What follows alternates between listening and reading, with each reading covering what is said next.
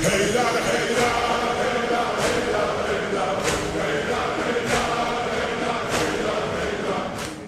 الشيطان الرجيم بسم الله الرحمن الرحيم إن الله وملائكته يصلون على النبي يا أيها الذين آمنوا صلوا عليه وسلموا تسليما اللهم صل على محمد وعلى محمد.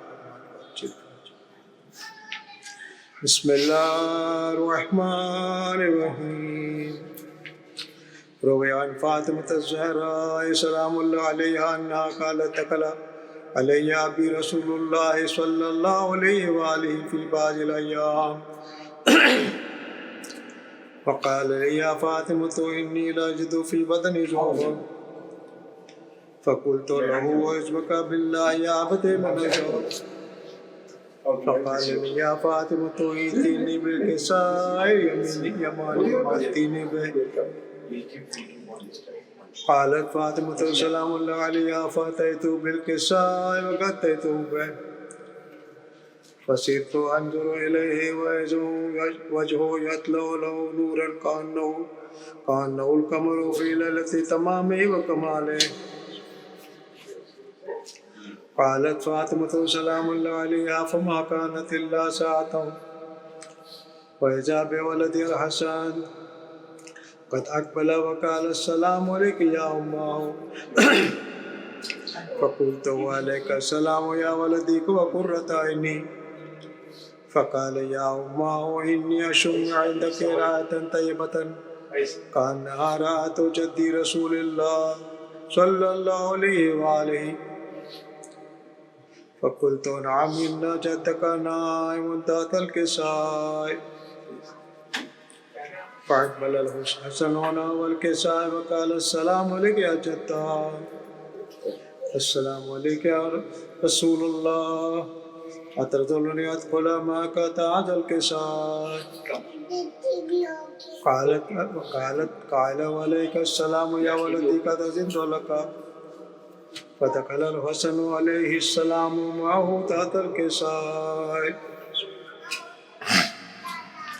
قالت فاطمة سلام الله عليها فما كانت إلا ساعة وإذا بولد الحسين قد أقبل وقال السلام عليك يا أمه. فقلت وعليك السلام يا قرة عيني وثمرة فؤادي. قال يا أمه إني أشم عندك رائحة طيبة كأنها رائحة جدي رسول الله صلى الله عليه وآله. قلت نعم يا بني إن جدك وأخاك تحت الكساء. فأقبل الحسين عليه السلام نحو الكساء وقال السلام عليك يا جداه والسلام عليك يا رسول الله أتذرني أدخل معك تحت هذا الكساء. قال وعليك السلام يا ولدي قد أذنت لك. فدخل الحسين عليه السلام معه تحت الكساء. فما كانت إلا ساعة وإذا بأبي الحسنين علي بن أبي طالب عليه السلام قد أقبل وقال السلام عليك يا بنت رسول الله. فقلت وعليك السلام يا ابن أم رسول الله. وقال يا فاطمة إني أشم عندك رائحة طيبة كأنها رائحة أخي وابن عمي رسول الله. فقلت نعم وما ولديك تحت الكساء. فأقبل علي عليه السلام نحو الكساء وقال السلام عليك يا رسول الله السلام عليك يا من اختاره الله أتظنني أدخل معكم تحت هذا الكساء. فقال صلى الله عليه وآله وسلم وعليك السلام يا ولي الله يا علي قد أذنت لك. فدخل علي عليه السلام معهم تحت الكساء. ثم أقبلت فاطمة سلام الله عليها نحو الكساء وقالت السلام عليك يا أبتاه السلام علیک یا رسول اللہ اتجعلنی ادخل معکم تحت هذا الكساء فقال وعليك السلام وبعزتي ويا قرة عيني يا فاطمة قد أذنت لك فدخلت فاطمة معهم تحت الكساء فلما اكتملوا جميعا تحت الكساء قال الله تعالى يا ملائكتي وسكان السماوات وعزتي وجلالي إني ما خلقت سماء مبنية ولا أرضا مدهية ولا قمرا منيرا ولا شمس مزية ولا فلك يدور ولا بحر يجري ولا فلك يسري إلا في محبة هؤلاء الخمسة الذين هم تحت الكساء فقال جبريل عليه السلام يا ربي ومن تحت الكساء قال الله تعالى أهل بيت النبوة معدن الرسالة هم فاطمة وأبوها وبالها بنوها فقال جبريل يا ربي أتدلني أهبط إلى الأرض لأكون معهم سادسا قال الله تعالى نعم قد أذنت لك فهبط الأمين جبريل وأقبل نحو الكساء وقال السلام عليك يا رسول الله السلام عليك يا من اختاره الله إن الله عز وجل يقرأك السلام ويكسك بالتحية والإكرام ويقول لك وعزتي وجلالي إني ما خلقت سماء مبنية ولا أرض مدهية ولا قمر منيرا ولا شمس مزية ولا فلك يدور ولا بحر يجري ولا فلك يرسي إلا لأجلكم محبتكم فقد أذنني أدخل معكم تحت هذا الكساء فهل تأذنني أنت يا رسول الله قال نعم قد أذنت لك فدخل جبريل معهم تحت الكساء وقال لهم إن الله عز وجل قد أوحى إليكم يقول إنما يريد الله ليذهب عنكم الرجس أهل البيت ويطهركم تطهيرا اللهم صل على محمد وآل محمد فقال علي عليه السلام يا رسول الله أخبرني ما لجلوسنا حاجة تحت الكساء من الفضل عند الله تبارك وتعالى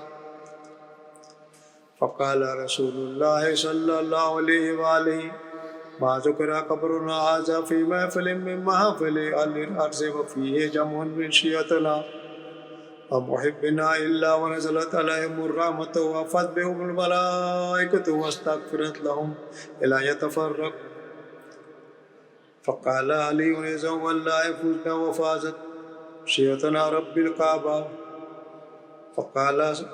فقال رسول الله يا علي والذي بعثني بالحق نبيا واصطفاني بالرسالة نجيا ما ذكر قبرنا هذا في محفل من محافل أهل الأرض وفيه جمع من شيعتنا ومحبنا وفيه مأمون إلا فرج الله غمه ولا مغموم إلا وكشف الله غمه ولا طالب حاجة إلا وقضى الله حاجته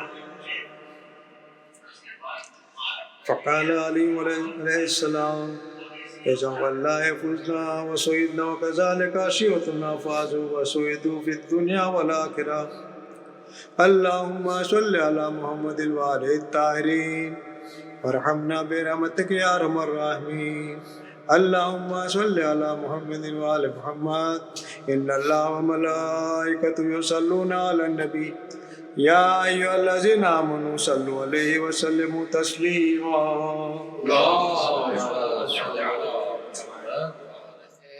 بعد صبح جا کے یہ امو کو بتانا پیاسی ہے سکینہ اے بعد صبح جا کے یہ امو کو بتانا پیاسی ہے سکینہ اس چھوٹے سے سن میں یہ ستم میں نے اٹھائے، اللہ کسی کو نہ یتیم ایسا بنائے، خود اپنے لہو میں کوئی بچی نہ نہائے، میں تم کو بلاتی رہی تم بھی تو نہ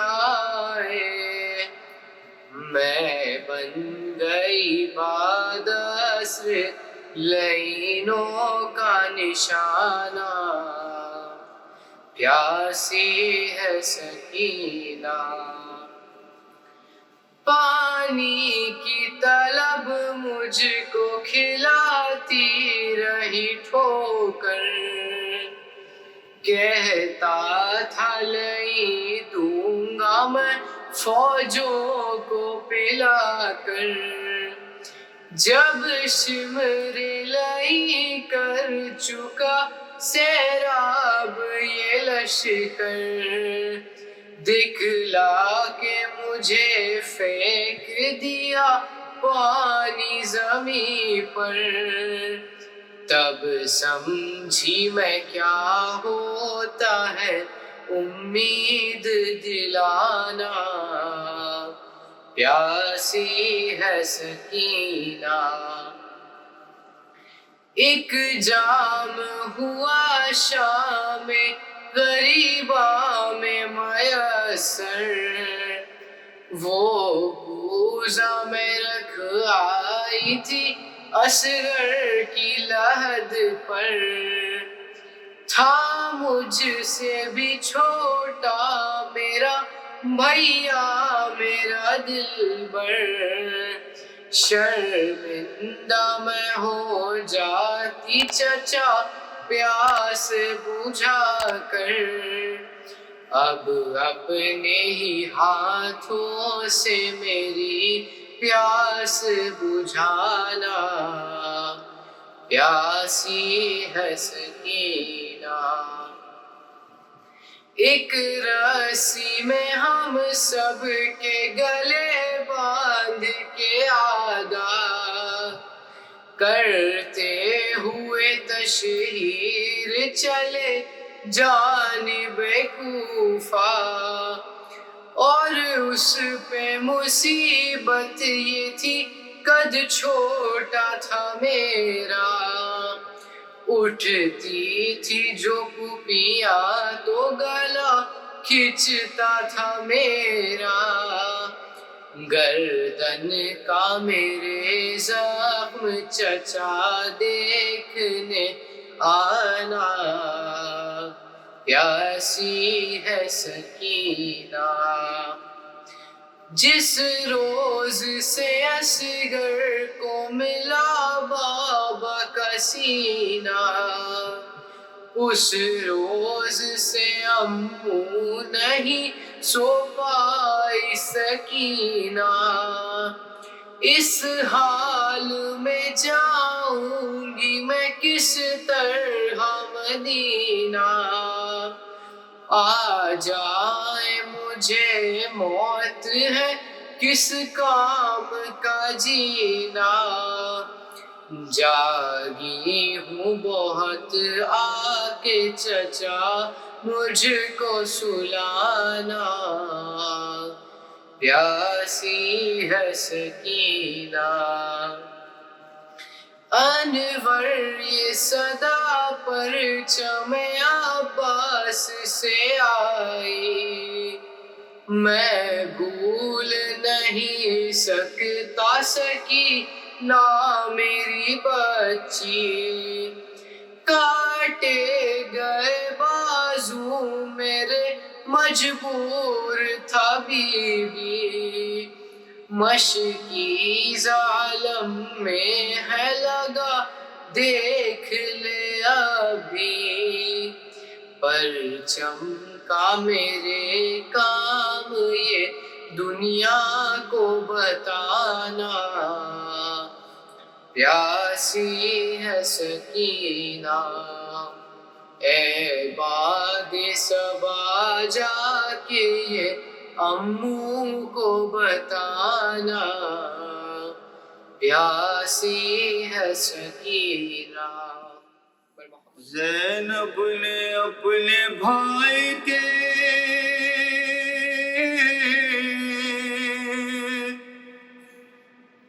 لاش پکی دعا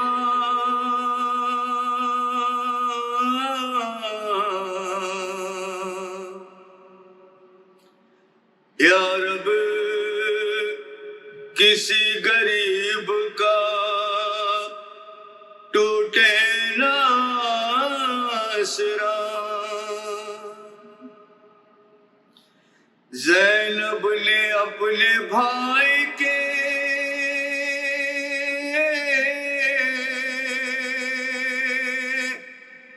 لاش پکی دعا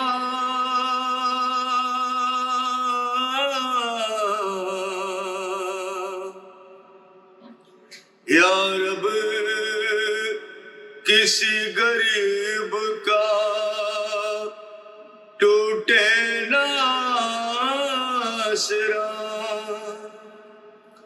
بہنوں کی چادروں سے نہ قسمتی کو بیر ہو،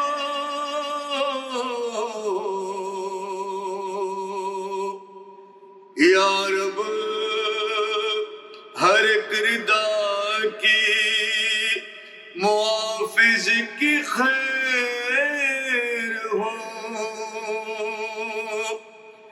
سارے جوانوں پیر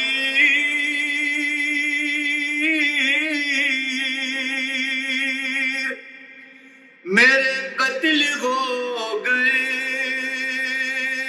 ہیں، 18 شیر موت کی گودی میں سو گئے۔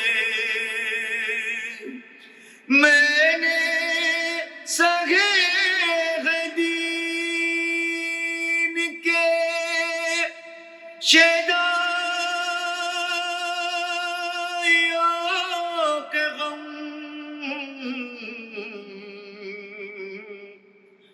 تامر میں نہ بھولوں گی، دو بھائیوں کے غم۔ ایک بھائی فوج شام کے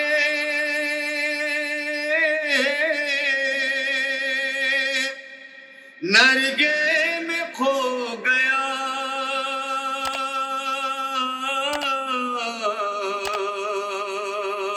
اور دوسرا فرات کے ساحل پہ سو گیا۔ میری بھی طرح کوئی مصیبت زدہ نہ ہو،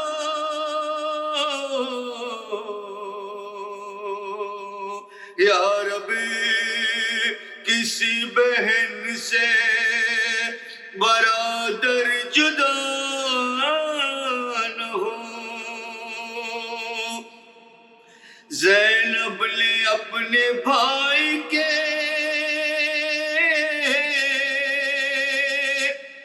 لاش پکی دعا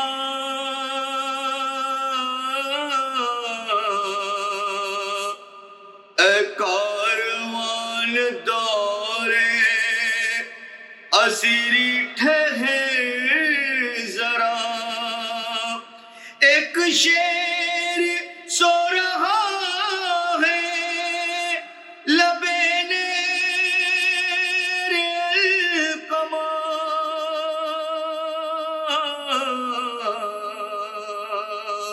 وہ نوجوان دلیر جری بھائی ہے میرا،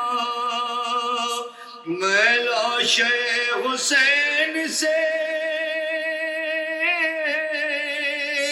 دریا پہ جاؤں گی،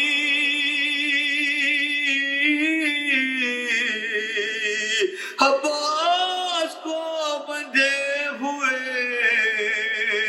بازو دکھاؤں گی، جب خواہر حسین سوئے القمہ چلی،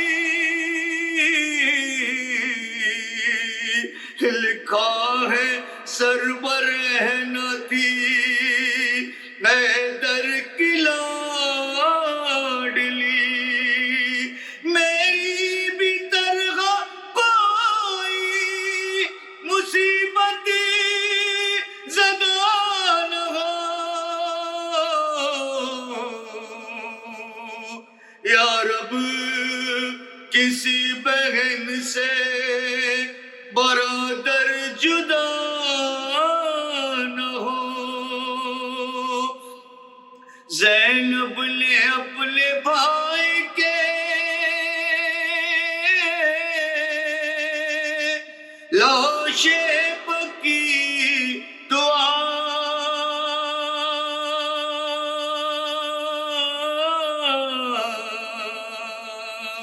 یا رب کسی غریب کا ٹوٹے نہ آسرا، یا رب کسی غریب کا ٹوٹے نہ آسرا۔ اعوذ باللہ السمیع العلیم من الشیطان الرجیم، بسم اللہ الرحمن الرحیم،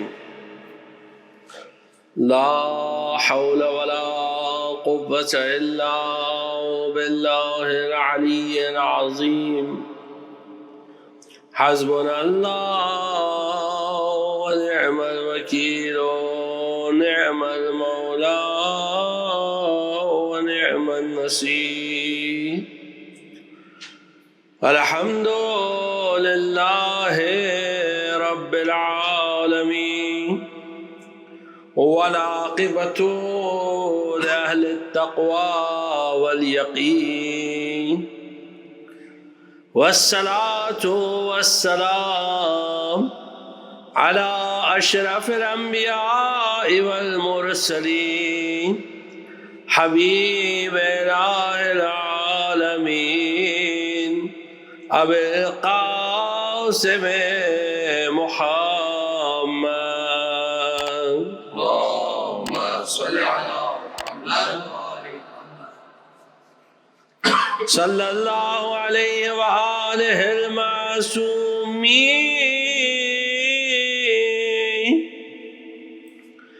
الذین اذهب اللہ عنهم الرجس وطهرهم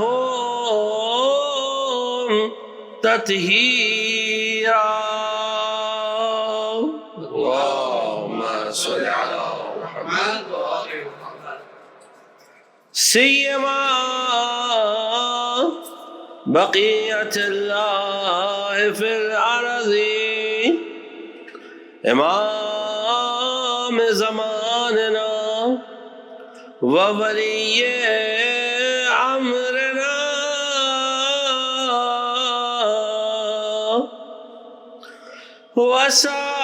وصاحبنا ومولانا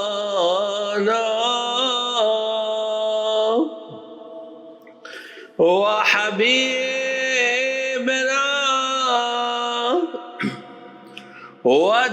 وطبيبنا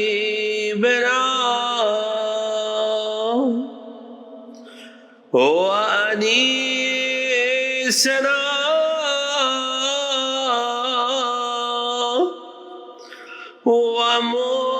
ومونسنا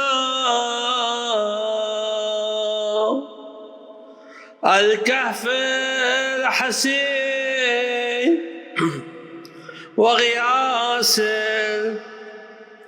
مضطر مستقیم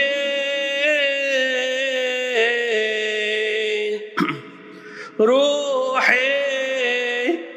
وأرواح العالمين له الفداء أما بعد فقد قال مولانا وسيدنا الحسين بن علي عليهما السلام قال لي رسول الله صلى الله عليه وآله يا بني إنك تستشهد بها ويستشهد معك جماعة من أصحابك لا يجدون ألم مس الحديد صدق مولانا وسيدنا الحسين بن علي عليهما السلام صلوات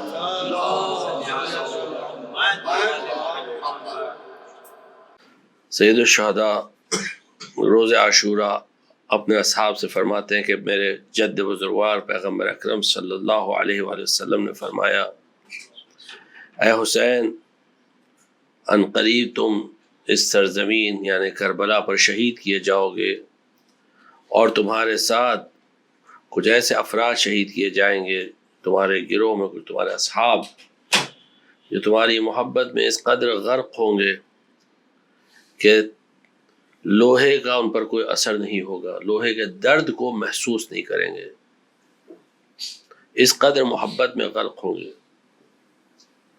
مسلسل آپ کی خدمت میں ان سلسلہ مجالس میں کوشش ہو رہی کہ کچھ اصحاب کا بھی ذکر ہو کہ جنہوں نے اپنی جانوں کی پرواہ نہیں کی اور بنی امیہ اور بنی مروان کے ایسے ایسے حاکم اور بادشاہوں کے سامنے تھے کہ جن کے نام سے لوگ لرزتے تھے۔ ایسی ایک خاتون تھی جن کا نام تھا حرہ بنت حلیمہ سعدیہ، جو جناب حلیمہ سعدیہ کی بیٹی تھی۔ حجاج بن یوسف ثقفی لعنت اللہ علیہ، جس کے بارے میں کل ذکر کیا تھا، 20 سال اس نے حکومت کی اور ایک ایک شیعہ کو چن چن کے پکڑتا تھا اور قتل کرتا تھا۔ جب اسے خبر ملی کہ ایک عورت ہے جن کا نام حرہ ہے تو کہا کہ انہیں بھی پکڑ کے لے آؤ۔ انہیں لایا گیا دربار میں اور پھر اس کے بعد جو ان کا اور حجاج کا مناظرہ ہوا وہ آپ کی خدمت میں عرض کرتے ہیں۔ ایک صلوات بھیجیں محمد اور محمد۔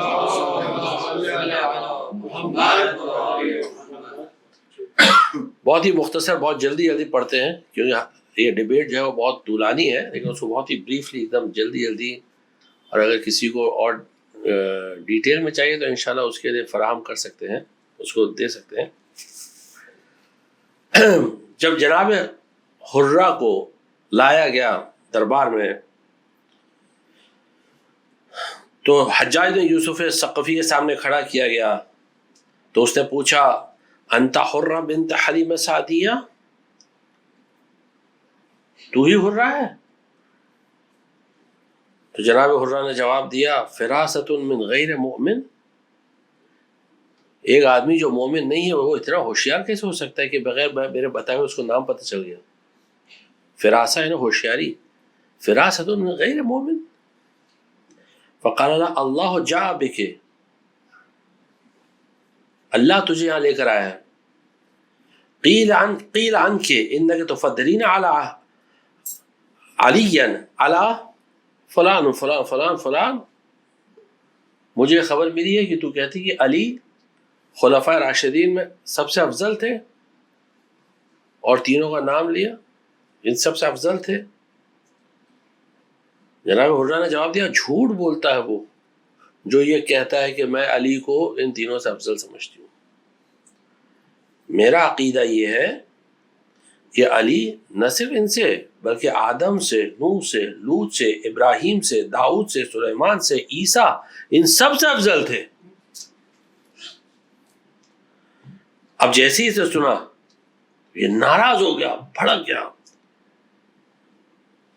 کہ اب تک تو مجھے اس بات میں غصہ تھا کہ تو صحابہ پر علی کو افضل قرار دے رہی ہے, اب تو انبیاء پر علی کو افضل قرار دے رہی ہے, وہ بھی اولو العزم پیغمبر جن میں اولو العزم شامل ہے, ان پر علی کو افضلیت دے رہی ہے, علی کو افضل قرار دے رہی ہے. اگر تو نے اس بات کو ثابت نہیں کیا تو اسی وقت تیری گردن اڑا دوں گا.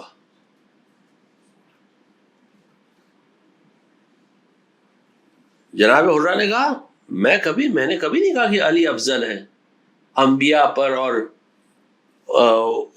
یعنی تمام انبیاء پر, خاص کر اولو العزم انبیاء پر بھی نہیں. اللہ کہہ رہا ہے, میں کون ہوتی ہوں کہنے والی, اللہ کہہ رہا ہے. تو اور ناراض ہو گیا, اس نے کہا اب تو تجھے ثابت کرنا ہی پڑے گا. تو جناب حرہ نے بیان کرنا شروع کیا. سب سے پہلے حضرت آدم کا ذکر کیا کہ قرآن حضرت آدم کے بارے میں کہتا ہے کہ آدم نے اپنے پروردگار کی نافرمانی کی اور ان سے ترک اولا سرزد ہوا.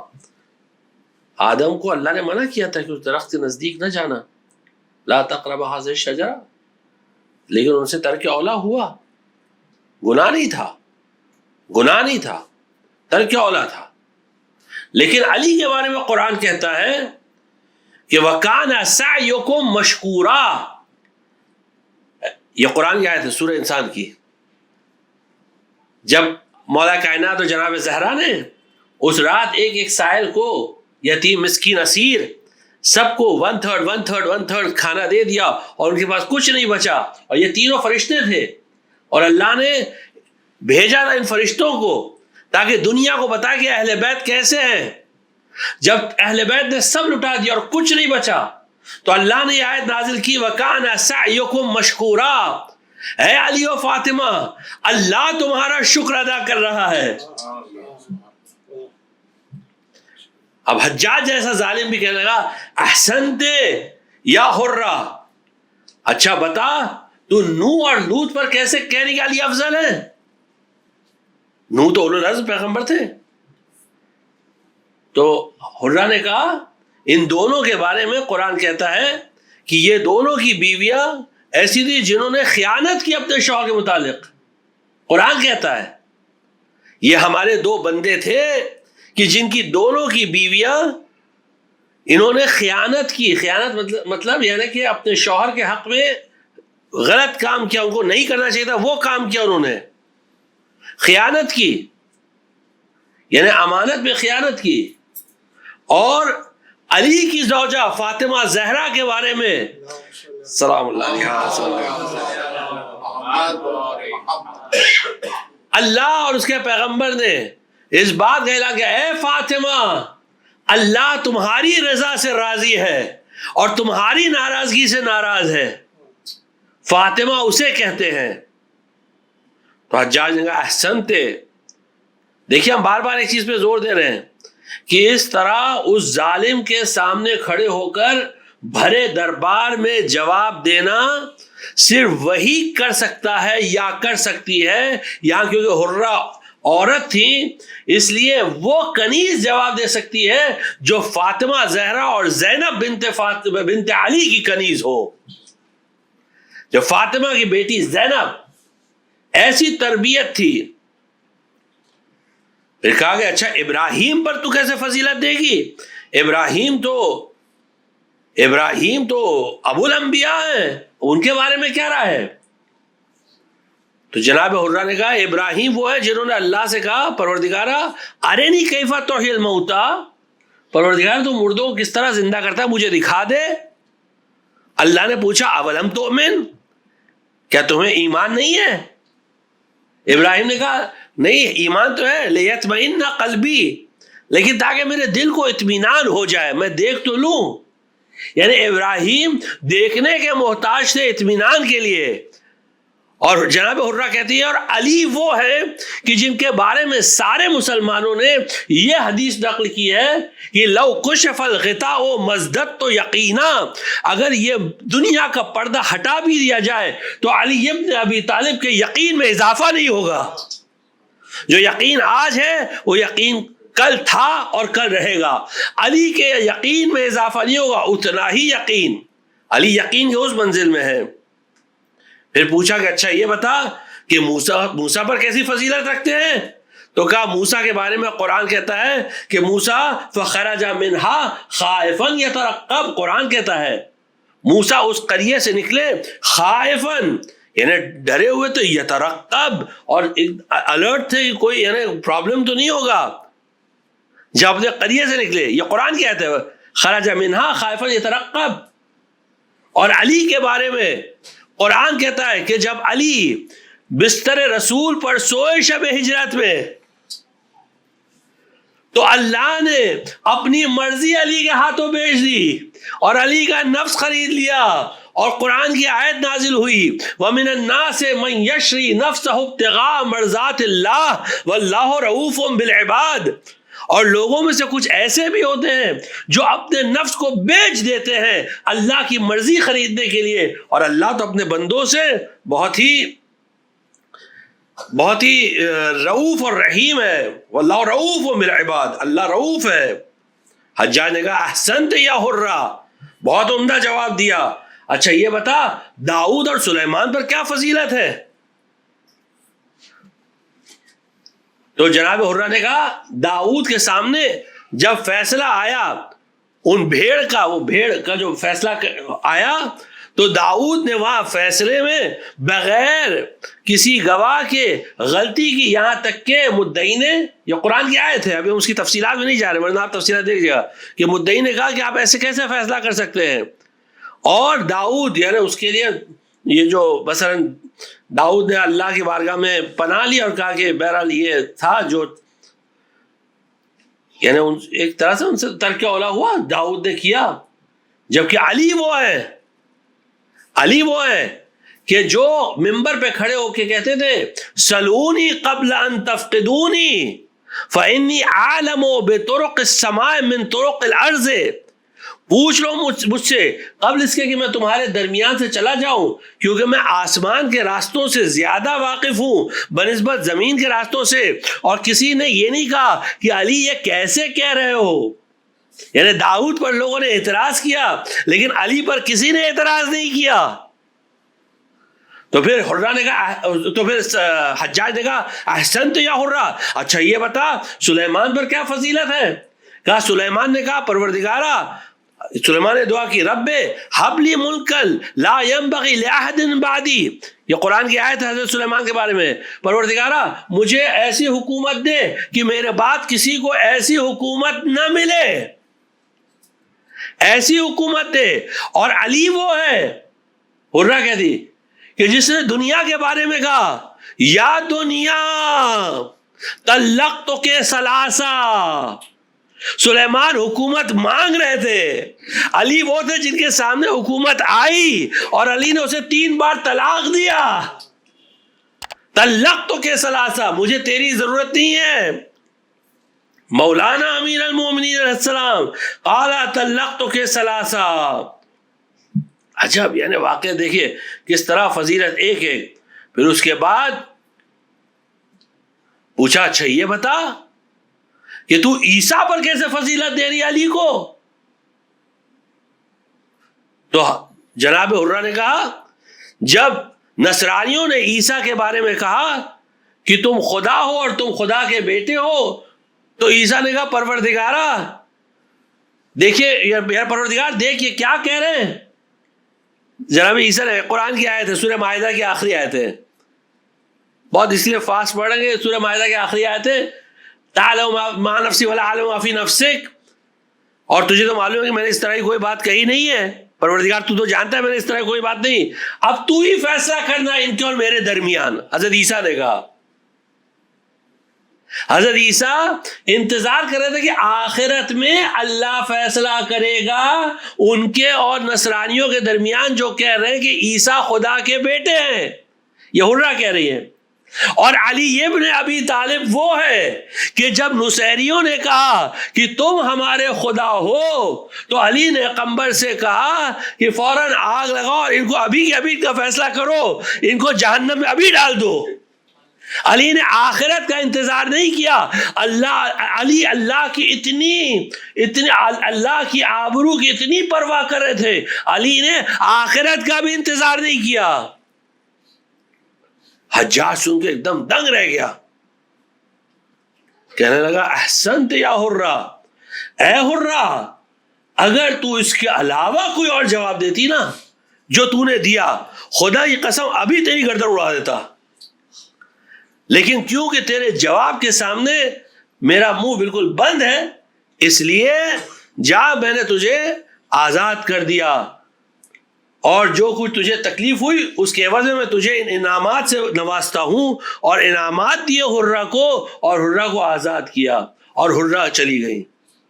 اب دیکھیے یہ کنیز تھی اہل بیت کے گھر کی, اہل بیت کی کنیز تھی, اور کس قدر دیکھیے قرآن کی آیات اور روایات پر تسلط تھا.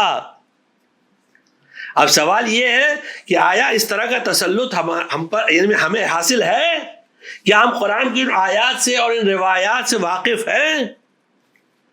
تو مسئلہ یہ ہے, یعنی ہمیں اس طرح اپنے آپ کو بنانا چاہیے. مسلسل مجلس کا موضوع یہی رہا ہے, جس سے امام زمان عجل اللہ تعالی فرجہ الشریف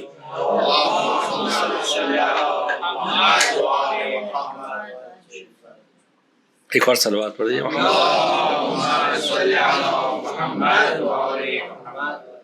خود کہے کہ ہاں واقعا یہ ہم سے محبت کرتا ہے, اس قدر غرق ہے. آپ کی خدمت میں حدیث نقل کیا تھا حماد ابن عیسیٰ کی, امام صلی اللہ علیہ وسلم نے فرمایا اے حماد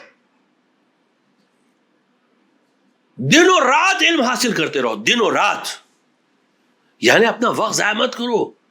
یہ دنیا بہت کم ہے. آج انشاءاللہ کوشش کرتے ہیں چند حدیثیں آپ کی خدمت میں عرض کرتے ہیں, بہت فاسٹ پڑھیں کیونکہ وقت کم ہے, بس حدیثیں جلدی جلدی پڑھتے رہیں گے, اور آپ لوگ خود سمجھتے ہیں کہ ہم سے زیادہ سمجھدار آپ ہیں ماشاءاللہ, تو اس لیے آپ دیکھ لیجیے حدیث. تو آج سے جو موضوع شروع کریں گے, اور انشاءاللہ اگر اللہ نے توفیق دی تو 3 دن تک یہ موضوع چلتا رہے گا, کیونکہ اس حدیث میں 3 ٹاپکس ہیں, بہت ہی مختصر حدیث ہے. ابو بصیر امام کے چھٹے امام کے صحابی ہیں. ان کو ابو بصیر کیوں کہتے ہیں ابو بصیر؟ ایکچولی ان کی کنیت تھی ابو محمد, لیکن ابو بصیر اس لیے کہتے ہیں کہ نابینا تھے. ابو بصیر یعنی آنکھ والا, لیکن یہ نابینا تھے, اس لیے امام ان کو احترام میں ابو بصیر کہتے تھے, یعنی آنکھ والے. ائمہ کے طریقہ دیکھیے, روش دیکھیے. ابو بصیر سے امام صادق علیہ السلام نے فرمایا اصول الکفر ثلاثہ, کفر کی بنیاد 3 ہے. کفر کی, دیکھیے بہت غور سے سنیے گا حدیث کو, کفر کی بنیاد 3 ہے. اصول بنیاد کو کہتے ہیں, جڑ کو کہتے ہیں. تو کفر کی جڑیں, کفر آپ جانتے ہیں نا, ڈس بلیف ان اللہ, اس کی 3 جڑیں, اور وہ کون سی ہے؟ ایک الحرص, حرص یعنی لالچ, طمع, گریڈ. دوسرے استکبار یعنی تکبر, ایروگنس, پرائڈ, کنسیٹ, تکبر, اپنے آپ کو دوسروں سے بڑا سمجھنا. تیسرا حسد, جیلسی. یہ 3 چیزیں, انوی, جیلسی, حسد کرنا, جلنا دوسروں سے, یہ 3 جڑیں جس سے انسان دین کے دائرے سے باہر ہو جاتا ہے. اب یہاں ایک اور ڈسکشن ہے. آپ جانتے ہیں کہ مذہب تشیع میں, مذہب اہل بیت میں, ابھی ہم لوگوں نے دیکھیے ڈسکس کیا کہ کوالٹیز آف شیعہ, مومن, سب, اور ایمان کی بھی ڈسکشن کی, عقیدے کی بات کی, اور کہا کہ عقیدہ بنیاد ہوتی ہے, عقیدہ جڑ ہوتی ہے. صحیح ہے, عقیدہ ہوتی ہے, معرفت صحیح ہے, بہت امپورٹنٹ ہے, معرفت بنیاد ہے. لیکن بہت بار ایسا ہوتا ہے کہ ایک آدمی صاحب معرفت ہوتا ہے, عارف ہوتا ہے, یعنی جانتا ہے چیزوں کو, جانتا ہے کہ حق کیا ہے, باطل کیا ہے, لیکن اس میں چند برائیاں ہوتی ہیں, اور یہ اخلاقی بیماری ہوتی ہے, اخلاقی ایتھیکل النسز, بیماریاں, یہ اس کو ریلیجن کے دائرے کے باہر لے کے چلی جاتی ہے. یہ اخلاقی بیماری ہوتی ہے. اسی لیے آپ دیکھیے شروع میں ہم لوگ نے عقیدے کا ذکر کیا, لیکن اس کے بعد مسلسل ہم لوگ اخلاقی ڈسکشنز اسی لیے کر رہے ہیں. اور آپ کو بتا دیں کہ ہمارے جو تاریخ میں سب سے بڑے محدث گزرے ہیں ابتدا میں کون تھے؟ شیخ محمد بن یعقوب الکلینی، جن کی کتاب ہے الکافی. الکافی سب سے امپورٹنٹ کتاب ہے. اس میں جو اخلاق کا ڈسکشن وہ لے کر آئے ہیں، سیکنڈ والیوم میں ہے. تو پوری جو اخلاق کی کتاب کا نام ہے، اس کتاب کا نام کیا جانتے ہیں؟ کتاب الاخلاق نہیں رکھا انہوں نے. کیا نام رکھا ہے؟ کون بتائے گا؟ کچھ یاد ہے؟ کتاب الایمان والکفر. کتاب کا نام ہے کتاب الایمان والکفر، اور ڈسکشن کا ہے اخلاق کا. ڈسکشن اخلاق کا ہے، اور ڈسکشن اخلاق ایتھکس ہے، اور نام ہے ایمان والکفر. کیونکہ یہ اخلاق ایسی چیز ہے جو انسان کو ایمان سے باہر لے کے جاتی ہے اور کفر کی طرف لے کے جاتی ہے، اور وائس ورسا بھی ہے کہ یعنی اس کو کفر سے ایمان کی طرف لے جاتی ہے جب انسان میں کچھ ایسی کوالٹیز پائی جاتی ہے جیسے ہیوملٹی. تو کبھی کبھی یہ ہیوملٹی یہ گراؤنڈ بنتی ہے انسان میں کہ وہ انسان کو اس طرف لے کر آتی ہے، ایمان کی طرف لے کے آتی ہے. اسی طرح جو ریسنٹ سینچریز میں جو سب سے بڑے عالم گزرے، محدث گزرے ہیں، علامہ مجلسی. یعنی شیخ کلینی کا انتقال 329 ہجری میں ہوا، یعنی 4th سینچری کے عالم تھے، 3rd اور 4th سینچری. علامہ مجلسی کا انتقال 1111 میں ہوا، یعنی 10th سینچری اور 11th سینچری اور 12th سینچری. 11th اور 12th سینچری کے عالم تھے علامہ مجلسی رضوان اللہ تعالی علیہ. انہوں نے بحار الانوار میں، ان کی کتاب جو بحار الانوار ہے نا، اس میں 7 والیومز میں ایتھکس کے بارے میں ڈسکس کیا ہے. 7 والیوم میں خالی اخلاق کے بارے میں ڈسکس کیا ہے. اور 7 والیوم آپ جانتے ہیں، ایک والیوم 300 پیج کی ہے. یعنی 2000 پیج سے زیادہ جو ہے وہ حدیثوں کو ڈسکس کیا ہے. حدیثیں لے کر آئے اس کو ڈسکس 2000 سے زیادہ، بلکہ اس سے بھی زیادہ ہے، کیونکہ اور دوسرے انہوں نے ٹاپکس دیے. ہم صرف ایمان اور کفر کی بات کر رہے ہیں، ورنہ اس کے علاوہ بھی، اور کتاب العشرہ بھی ہے، وہ 2 والیوم ہے. کتاب المناہی بھی ہے، وہ بھی 2 والیوم ہے. کتاب الروضہ ہے، وہ بھی 2 والیوم ہے. یعنی 6 والیوم اور اگر آپ ایڈ کر دیجئے تو 1200 صفحات اور ہوتے ہیں. یعنی 3500 پیج انہوں نے صرف اخلاقیات پہ لکھے. اتنی امپورٹنٹ چیز ہے یہ. تو یہاں امام فرماتے ہیں کہ کفر کی جڑیں 3 ہیں، ایک حرص، دوسرے تکبر، اور تیسرے حسد. تو آج ہم لوگ صرف حرص کے بارے میں، لالچ کے بارے میں ڈسکس کریں گے کہ لالچ کیا ہے. تو لالچ، پہلے قرآن کی آیتیں دیکھ رہے تھے جلدی. قرآن میں سورہ معارج کی جو آیتیں ہیں، آیت نمبر 19، 20، 21، 22، 23، یہ 4-5 آیتیں آپ خود دیکھ لیجیے گا. قرآن میں سورہ نمبر 70 ہے، 70، اور یہ 5 آیتیں آپ دیکھ لیجیے گا. قرآن کہتا ہے ان الانسان خلق ہلوعا، یعنی انسان کو اللہ نے جو پیدا کیا تو یہ اللہ نے پیدا کیا، اچھا پیدا کیا، لیکن یہ خود انسان اپنی بنا پر، اپنے نفس کی بنا پر یہ ایک دم اینکشس رہتا ہے. حلوعا یعنی بے چین، یعنی حریص، یعنی چاہتا ہے اور حاصل کرے اور حاصل کرے. حلوعا اذا مسہ الشر جزوعا واذا مسہ الشر جزوعا، جب اس کو کوئی پریشانی آتی ہے تو یہ بے صبرا ہو جاتا ہے، اس میں پیشنس نہیں پایا جاتا ہے. اگر کوئی مصیبت آتی ہے، کوئی بلا آتی ہے تو اس میں صبر نہیں پایا جاتا ہے، امپیشنٹ ہوتا ہے. یہ انسان ہے، یہ عجیب ہے انسان.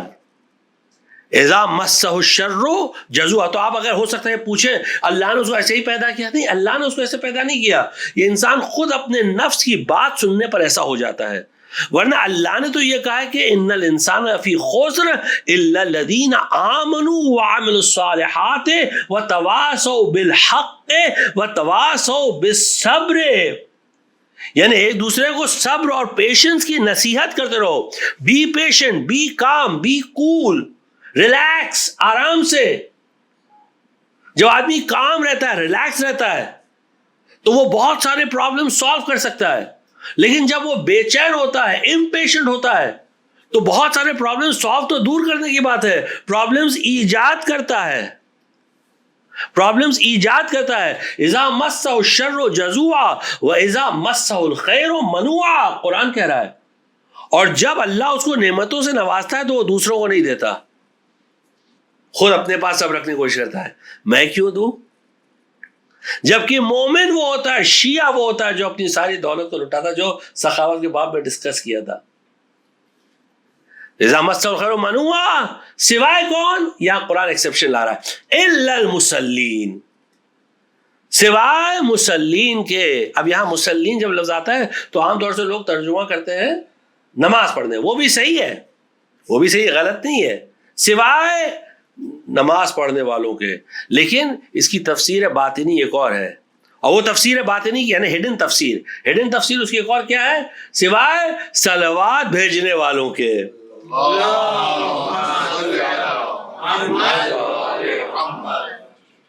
تو یہ بھی ہے الا المصلین، سوائے نماز پڑھنے والوں کے، سوائے صلوات بھیجنے والوں کے۔ اور آپ کو تو معلوم ہے کہ صلوات بھیجنا تو ایک پارٹ ہوتا ہے۔ مولا کائنات طواف کر رہے تھے خانہ کعبہ کا، اور پھر اس کے بعد ایک آدمی وہاں بیٹھے صلوات بھیج رہا تھا، مولانا نے اس سے کہا السلام علیکم ورحمۃ اللہ، اس نے کہا وعلیکم السلام یا امیر المومنین۔ پھر مولا جب دوسرا شوٹ کر کے آئے تو پھر آدمی صلوات بھیج رہا تھا، اب کی مولا نے اس کو سلام ہی نہیں کیا۔ اس نے کہا یا علی، ابھی آپ نے تھوڑی دیر پہلے سلام کیا، ابھی سلام آپ نے نہیں کیا دوسری مرتبہ۔ کہا تو نے ابھی تک آدھا ہی کام کیا نا، پورا کر تو میں سلام کروں۔ کہا پورا کیا ہے نا، مفہوم روایت بتا رہے ہیں۔ کہا صرف صلوات کافی نہیں ہوتی، اس کے ساتھ لعنت بھی بھیج۔ ایک صلوات پڑھ دیجیے محمد، یعنی ہمارے دشمنوں پہ لعنت بھیجتے رہو، کیونکہ اسلام میں تبرہ اور یعنی عربی میں ایکچولی تبری ہے، ایکچولی اس کا پروننسیشن تبری، اردو میں آگے تبرہ ہو گیا۔ تبرہ ورب ایکچولی، تبرہ دراصل ورب ہے، اور اس کا جو انفینیٹو ہے وہ تبری ہے۔ تو دین میں تبری کی زیادہ امپورٹنس ہے بنسبت تولی کے، یعنی تولا کے، یعنی تبرہ زیادہ امپورٹنٹ بنسبت تولا کے۔ تبرہ کی کیسے؟ آپ کہیں بھی دیکھ لیجئے، اسلام شروعات رسول اللہ کا پہلا سلوگن کیا تھا؟ سب سے پہلا سلوگن کیا تھا؟ لا الہ الا اللہ۔ پہلے لا الہ کا، یعنی سارے بتوں کو ریجیکٹ کیا، اس کے بعد کہا اللہ۔ سب سے پہلے اسلام کی ابتدا بھی ایسی ہوئی تھی، اور ہر چیز میں، یعنی بہرحال یہ ایک الگ موضوع انشاءاللہ کبھی اور اس میں آیت اللہ وحید خراسانی کا ایک جملہ ہے کہ تولا اور تبرہ دراصل ایکچولی تو یہ اصول دین میں ہے، لیکن اگر اس کو جیسے عام طور سے ہم لوگ فروع دین میں بھی رکھتے ہیں، فروع دین میں کیونکہ کیسے تولا اور کیسے تبرہ کیا جائے وہ فروع دین کا حصہ ہے، تو کیسے فروع دین وحید خراسانی کہتے ہیں اگر اس کو فروع دین میں لائیں گے تو امپورٹنس کے اعتبار سے، یعنی اہمیت کے اعتبار سے، یہ تولا اور تبرہ وحید خراسانی کہتے ہیں کہ یہ نماز سے بھی زیادہ امپورٹنٹ ہے، کیونکہ اگر کسی کے پاس صحیح تولا اور تبرہ نہیں رہا تو اس کے بعد چاہے جتنی نماز پڑھتا رہے، اگر ولایت ہے ہی نہیں تو چاہے جتنی نماز پڑھتا رہے، تو جتنی بھی وہ نماز پڑھتا رہے کوئی فائدہ ہے ہی نہیں۔ اور یہ روایت تو باقاعدہ یعنی دونوں فریقین نے نقل کی ہے، اہل تسنن کیا بھی ہے اور اہل تشیع کیا بھی ہے، کہ جو اگر علی کے بغض میں اتنی نماز پڑھے کہ وہ نماز پڑھتے پڑھتے بالکل دبلا ہو جائے، اس کی حالت خراب ہو جائے، اور صحیح کرے خانہ کعبہ یعنی طواف کرے، صحیح کرے، جتنی عبادت کرے، لیکن اس کے دل میں اگر ذرہ برابر بھی بغض علی ہے، ذرہ برابر بھی، تو اللہ ان تمام عبادتوں کو اس کے منہ پر مارے گا اور اس کو جہنم میں منہ کے بل پھینکے گا۔ یہ روایت ہے، اور فریقین ان کے یہاں بھی ہیں، اس لیے ولایت اور برات۔ بہرحال تو اب یہاں کہتے ہیں الذین هم علی صلاتہم دائمون، وہ لوگ جو اپنی نماز دائمی طور پر پڑھتے ہیں، مسلسل پڑھتے ہیں، نماز میں بالکل کوئی کمپرومائز نہیں ہے، یا مثلا صلوات میں بھی کوئی کمپرومائز نہیں ہے، دونوں چیز کے اعتبار سے آپ لیجیے، یا اگر ہم صرف صلوات کے میننگ میں لیں تو نہیں ہے، اور بھی اس میں تفصیلات ہیں جو آپ سورہ معارج کی آیتوں کو پڑھ لیجیے گا۔ بہرحال حرص کی تعریف کیا ہے؟ حرص ہے کیا؟ لٹرل میننگ حرص کا تو آپ جانتے ہیں، حرص یعنی دنیا کی لالچ ہوتی ہے، دنیا حاصل کرنے کی تمنا ہوتی ہے، آدمی سوچتا ہے یہ بھی لے لے، یہ بھی کر لے، وہ بھی کر لے۔ آپ دیکھتے ہیں کہ دنیا والے کیسے ہوتے ہیں، جو دنیا کے دیوانے ہوتے ہیں، وہ سوچتے ہیں یہ بھی حاصل کر لے، وہ بھی حاصل کر لے، وہ بھی حاصل کر لے۔ دیکھیے دو چیز ہوتی ہے، ایک چیز کلیریفائی کر لیں۔ پہلی بات تو یہ ہے کہ ایسا نہیں کہ ہم کہہ رہے ہیں کوئی صوفی بن جاؤ، جا کے خانقاہ میں بیٹھ جاؤ اللہ اللہ کرو، نہیں، یعنی اپنا کام کرو، اپنے فیملی کو اچھی لائف دو، وہ ایک الگ چیز ہے۔ ایک الگ چیز ہے. دوسری بات یہ کہ ہو سکتا ہے کبھی کبھی اللہ کسی کو نوازتا ہے, اللہ کسی کو دنیا کی دولت زیادہ دیتا ہے, وہ مومن ہے لیکن اللہ نے اس کو دنیا کی دولت دے دی, یہ اللہ کا فضل و کرم اس کے اوپر ہے. تو یہ دو چیزیں ہیں. لیکن خود انسان میں ایسی تمنا نہیں ہونا چاہیے کہ وہ یہ بھی حاصل کرے, وہ بھی حاصل کرے, وہ بھی نہیں. پورا اللہ میں بھروسہ کرے, جو اللہ کل رزاق تھا وہ آج رزاق ہے, وہ کل رزاق رہے گا, اور دنیا کی فکر نہیں کرے. حریص وہ ہوتا ہے جو سوچتا ہے کہ نہیں پتہ نہیں کل کیا ہوگا, آج دبا کے بیٹھو, حریص اسے کہتے ہیں. تو اب یہاں دیکھیں مولا کائنات سے کسی نے سوال کیا کہ مل حرصو, یہ لالچ کیا ہوتا ہے؟ مولا فرماتے ہیں طلب القلیل باضاعت الکثیر.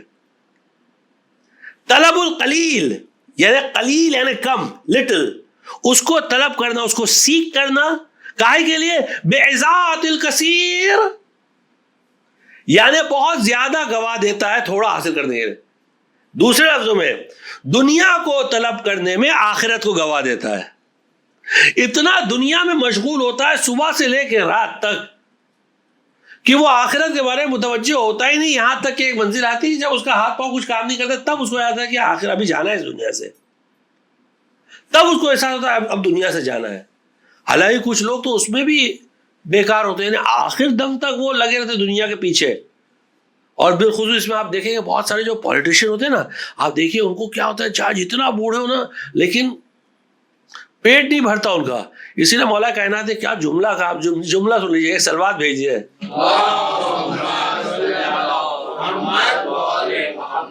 مولا فرماتے ہیں کہ العاقل اذا شاب شب عقلہ, عاقل وہ ہوتا ہے, عاقل عقل مند وہ ہوتا ہے, وائس پرسن, ہاں, کہ جب وہ بوڑھا ہوتا ہے اس کی عقل جوان ہوتی ہے.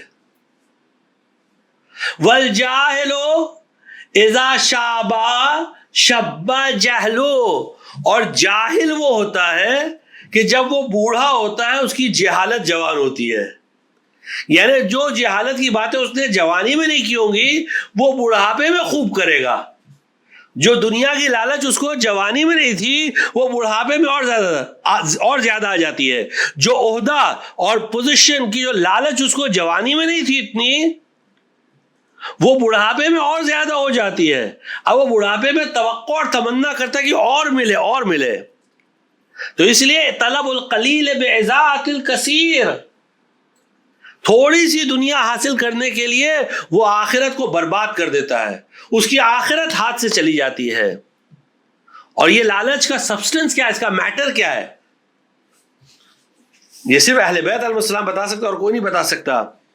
کہتے مولا کائنات فرماتے ہیں فَإِنَّ الْبُخْلَ وَالْجُبْنَ وَالْحِرْصَ غَرِيزَةٌ وَاحِدَةٌ, یعنی تین صفات یہ انسان کے کچھ لوگوں کے انسٹنکٹ میں ہوتی ہے. کون سی چیز؟ پہلے بخل کنجوسی جس کے بارے میں ڈسکس کر چکے ہیں. دوسرا جوبن بزدلی, اگر آپ کو یاد ہے سخاوت والے, شجاعت اور سخاوت, سخاوت یعنی سخی اور شجاع دونوں ساتھ میں چلتے ہیں. اسی طرح لالچی اور بزدل دونوں ساتھ میں چلتے ہیں. جو لالچی ہوتا ہے وہ بزدل ضرور ہوگا. کیسے؟ وہ شارٹ ٹرم گین سوچے گا. آپ اسی لیے دیکھیں گے بہت سارے لوگ ہوتے ہیں نا کہ جو دنیا والے ہوتے ہیں, دنیا پرست ہوتے ہیں, وہ ہمیشہ ڈرتے ہیں. ان کے دل میں خوف زیادہ ہوتا ہے, اگر یہ کریں گے تو یہ لاس ہو جائے گا, یہ کریں گے تو یہ لاس ہو جائے گا, اس لیے وہ گھبراتے ہیں. تو مولا فرماتے ہیں یہ تین چیز, اور یہ تینوں کا روٹ کیا ہے؟ فرماتے ہیں سوء ظن باللہ, اللہ کے بارے میں نیگیٹو تھاٹ, اللہ کے بارے میں پازیٹیو نہیں وہ لوگ. یعنی اللہ رزاق ہے, اللہ رزق دینے والا اللہ ہے, حفاظت کرنے والا اللہ ہے ہر چیز کا. یعنی ایک باٹم لائن خالی آپ یاد رکھیے گا, جوانوں سے کہہ رہے ہیں ایک باٹم لائن یاد رکھیے گا, کسی بھی چیز میں نفع اور نقصان اللہ کے ہاتھ میں. اللہ کے علاوہ نفع اور نقصان نہ کوئی آپ کو فائدہ پہنچا سکتا ہے نہ کوئی نقصان پہنچا سکتا ہے, یاد رکھیے گا. رزق کا وعدہ اللہ نے کیا ہے, گراہک نے نہیں, کسٹمر نے نہیں کیا ہے, دنیا والوں نے نہیں کیا ہے, رزق کا وعدہ اللہ نے کیا ہے. تو نہ کوئی فائدہ پہنچا سکتا ہے نہ کوئی نقصان پہنچا سکتا ہے. یہ یاد رکھیے. آف کورس ہم یہ نہیں بول رہے آپ گھر پہ بیٹھے رہیے اور کچھ مت کریے, اللہ رزاق نہیں. اللہ نے خود کہا ہے وابتغوا من فضل اللہ, قرآن میں کہا ہے بار بار, جاؤ باہر نکلو اور اللہ کے فضل کو تلاش کرو, رزق تلاش کرو. جاؤ دکان میں جاؤ, بازار میں جاؤ, بزنس میں جاؤ, جہاں بھی اپنے آفس میں جاؤ, کام کرو. اللہ کاہلوں سے نفرت کرتا ہے. ان اللہ یبغض النوم, ان اللہ یبغض کثرۃ النوم وکثرۃ الفراغ. اللہ ان لوگوں سے نفرت کرتا ہے جو بہت زیادہ سوتے ہیں اور بہت زیادہ فری رہتے ہیں. اللہ ہیٹ کرتا ہے ان کو, نفرت کرتا ہے ان سے جو ایک دم فری, جن کا بہت فری ٹائم ہوتا ہے. واضح نا. ارے اب کیا کرنا ہے, نہیں, کام کرتے رہیے خوب, ہارڈ ورک. یعنی مومن وہ جو بہت محنتی ہونا چاہیے, جو دن رات محنت کرے. اسی لیے امام زمانہ عجل اللہ تعالیٰ فرجہ الشریف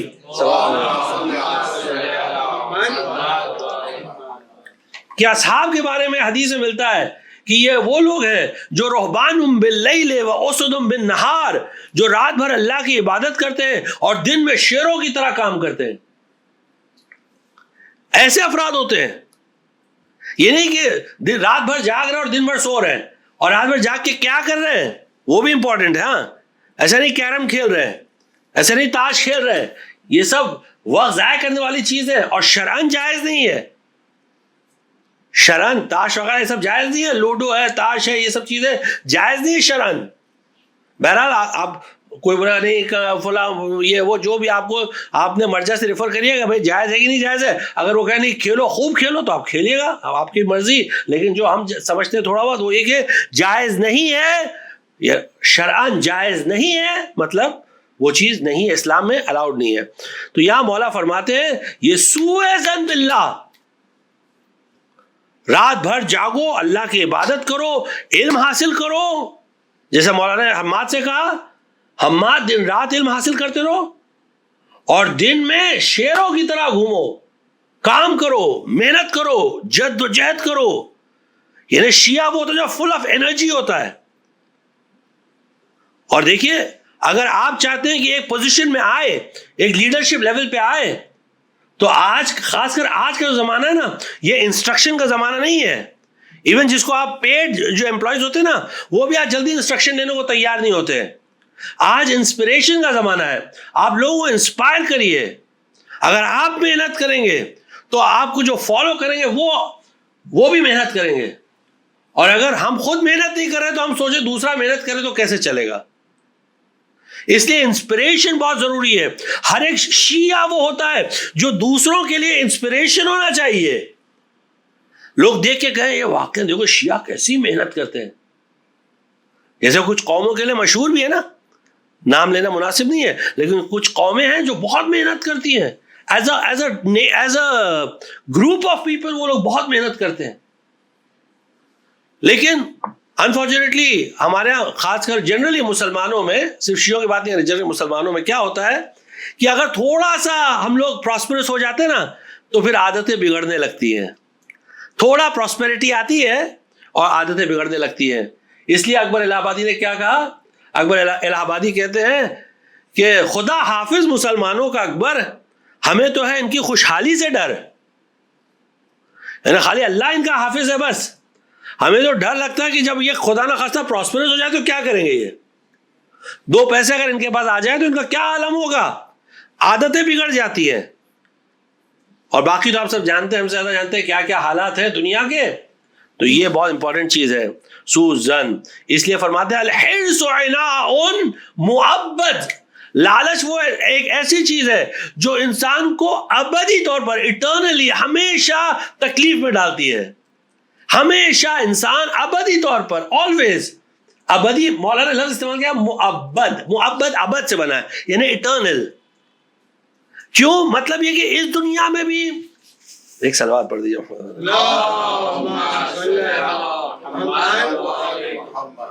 تھوڑا زور سے آواز بڑھے.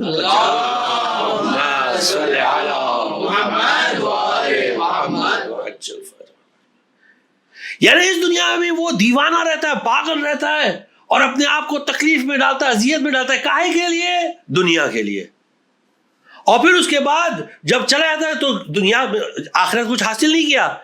تو اب جیسے ہی دنیا سے گیا تو قبر میں جہنم میں سب جگہ تکلیف میں ہی تکلیف میں ہوگا, اس کے علاوہ کچھ نہیں ہے. اور اس کے لیے کیوں یہ ابدی تکلیف ہے؟ کیوں؟ کیونکہ انسان یہ دنیا کو حاصل کرنے کے لیے کیا کرتا ہے؟ اپنے آپ کو گرا دیتا ہے. آپ دیکھیے جو آج بھی ایسا ہے, پہلے بھی ایسا تھا کہ بادشاہوں کے دربار میں لوگ جاتے تھے اور بادشاہوں کو خوش کرنے کے لیے باتیں کرتے تھے, ہنستے تھے, بولتے تھے, خالی بادشاہ خوش ہو جائے. آج بھی ایسے ہی ہوتا ہے نا, آپ دیکھتے ہیں کہ جو پاور میں رہتا ہے اس کو خوش کرنے کے لیے سب لوگ چاہتے ہیں ہم کیا کر ڈالیں.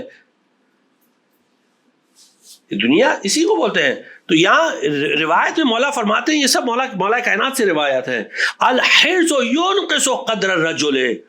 حرص یعنی لالچ وہ جو انسان کی قدر کو ریڈیوس کر دیتی, کم کر دیتی ہے, ویلیو کو اس کو گھٹا دیتی ہے, اس کی کوئی امپورٹنس نہیں رہتی ہے.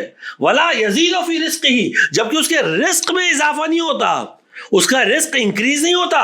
رزق تو اتنا ہی ہے جتنا اللہ نے مقدر کیا ہے. وہ اگر ایسے بھی رہتا تو بھی اس کو رزق ملتا, ویسے بھی رہتا تو بھی اس کو رزق ملتا. رزق کا وعدہ تو اللہ نے کیا, کسی اور نے نہیں کیا ہے. بلکہ ہو سکتا ہے کہ رزق کم بھی ہو جائے, بیکاز یہ ایک گناہوں میں سے گناہ ہے. جیسے مولا فرماتے ہیں الحرص موقع فی کثیر العیوب کبیر الذنوب. اللہ اکبر, کیا جملے ہیں. لالچ وہ چیز ہے, موقع یعنی کیا آپ جانتے ہیں موقع کس کو کہتے ہیں عربی میں؟ موقع یعنی پھینک دینا اٹھا کے, وقع یعنی گرنا, موقع یعنی ڈال دینا کھڈے میں. کھڈے میں ڈالنے کو موقع کہتے ہیں عربی میں. یہ لالچ انسان کو کون سے کھڈے میں ڈالتی ہے؟ بہت سارے عیب اس میں آ جاتے ہیں, ڈیفیکٹس آ جاتے ہیں, اور بہت سارے اور بڑے بڑے گناہ آنے لگتے ہیں اس میں, یہ حرص اور یہ لالچ کی وجہ سے. اسی لیے امام صادق علیہ السلام فرماتے ہیں جو لالچی ہوتا ہے اس کی مثال کس کی ہوتی ہے؟ سلک ورم کی طرح ہوتی ہے. سلک ورم, اس کو عربی میں کہتے ہیں دودۃ القز یا دودۃ القز. دودۃ القز یعنی سلک ورم. کلما ازداد من القز علی نفسها, جتنا زیادہ سلک ورم اپنے اوپر سلک جمع کرتے جاتا ہے, لفن یعنی لپیٹتا جاتا ہے, لفن لپیٹتا جاتا ہے, کان ابعد لها من الخروج, اتنا زیادہ اس کو اس سے نکلنا مشکل ہوتا ہے. جتنا زیادہ انسان دنیا کے پیچھے پاگل ہوتا ہے اتنا زیادہ دنیا سے باہر نکلنا اس کے لیے مشکل ہوتا ہے. کیسے باہر نکلے؟ یہاں تک کہ ایک منزل وہ آتی ہے کہ اتنا وزن اس کے اوپر ہو جاتا ہے, اتنا لوڈ ہو جاتا ہے, حتی تموت غما, کہ وہ غم کے مارے مر جاتا ہے. کیا مثال امام نے دی ہے, دیکھیے غور کریے گا اس پہ. دنیا والوں کی مثال یہی ہے کہ نہیں ہے کہ دنیا کے پیچھے بھاگتے بھاگتے یہاں تک کہ پیسہ تو کمانے لگتے ہیں لیکن دنیا کی بیماری ہو جاتی ہے, یعنی اس کو ڈائبٹیز ہو جاتی ہے, اس کو ہائپر ٹینشن ہو جاتا ہے, اس کو یہ ہو جاتا ہے, اس کو وہ ہو جاتا ہے. پھر پتہ چلا یہ گولی کھا رہا ہے, رات کو اتنے بھر بھر کے گولی کھا رہے ہیں. کیا ہے بھائی؟ یہ بی پی کی دوا, یہ کیا ہے؟ یہ ڈائبٹیز دوا, یہ کیا ہے؟ یہ فلاں کی دوا ہے. اب وہ دواؤں پہ ہی جی رہا ہے اور کسی چیز کا ذائقہ یعنی مزہ نہیں لے پا رہا زندگی کا. لیکن ایک معمولی سے آدمی کو آپ دیکھیے جو دنیا میں اتنا غرق نہیں, آرام سے پہلے کے زمانے میں لوگ ہوتے تھے نا کہ تھوڑے سے کانے کنٹینٹ ہو جاتے تھے. پرانے زمانے میں بہت سارے لوگ ایسے ہوتے تھے اور کیا مزے کی زندگی گزارتے تھے. بہرحال یہاں فرماتے ہیں یہاں تک کہ وہ غم کے مارے مر جائے. اچھا مر گیا, اب کیا ہوتا ہے؟ اس کے بعد کیا ہوتا ہے؟ وہ سلک ورم کو لیا جاتا ہے اور کیا کیا جاتا ہے؟ اس کو کھولتے پانی میں ڈالا جاتا ہے, بوائلنگ واٹر میں. بوائلنگ واٹر میں ڈالا جاتا ہے, اس کے بعد کیا کہتا ہے؟ سلک نکالا جاتا ہے. اس کا سلک نکالتے ہیں. بوائلنگ واٹر میں کس کو ڈالا؟ سلک ورم کو. نکال کس کو لیا؟ سلک کو. اس کو وہاں چھوڑ دیا اور پھر اس کے پانی کے ساتھ اس کو پھینک دیا اٹھا کے. ایگزیکٹلی یہی حالت ہوتی ہے طالب دنیا کی. خوب کمایا, اس کے بعد کیا ہوا؟ ایک دن آنکھ بند ہو گئی, چلا گیا. اب کیا ہوا؟ دنیا والوں نے اس کو لے کے گئے اور لے کر لٹا دیا قبر میں. یہ اس کا بوائلنگ واٹر ہے.